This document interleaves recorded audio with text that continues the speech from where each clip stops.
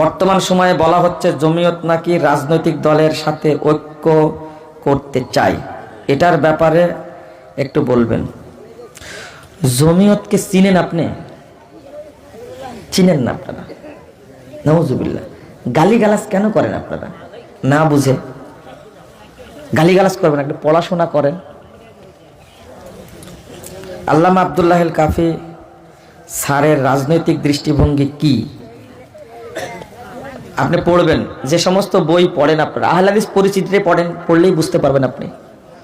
আচ্ছা, আপনারা কি রাজনীতি আর গণতন্ত্র এক মনে করেন? হ্যাঁ, তা আপনারা তো জাহেল। এ প্রশ্ন করেছেন কেন?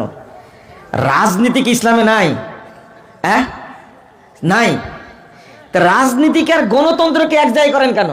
আমরা কি রাজনৈতিক কথা বলতে পারি না? গণতন্ত্র একটা পচাতন্ত্র, এটা ধোকাতন্ত্র, একটা ধর্ষণতন্ত্র, একটা এটা খুনতন্ত্র একটা। তো ইসলামী রাজনীতির সাথে কোনো সম্পর্ক আছে?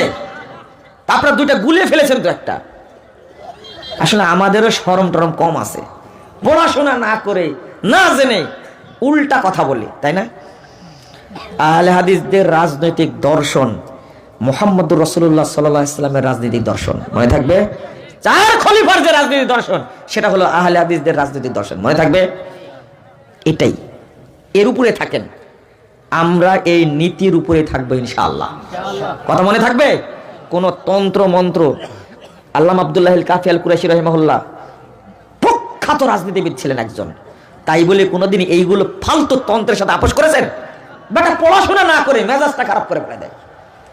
আহলে হাদিস পরিচিতি বইটা 1998 সালে কিনেছি। আপনি কয় সালে কিনেছেন? আগে পড়েন নিজে, না পড়ে বলদের মতো চিৎকার করলে হবে? বুঝতে হবে আগে।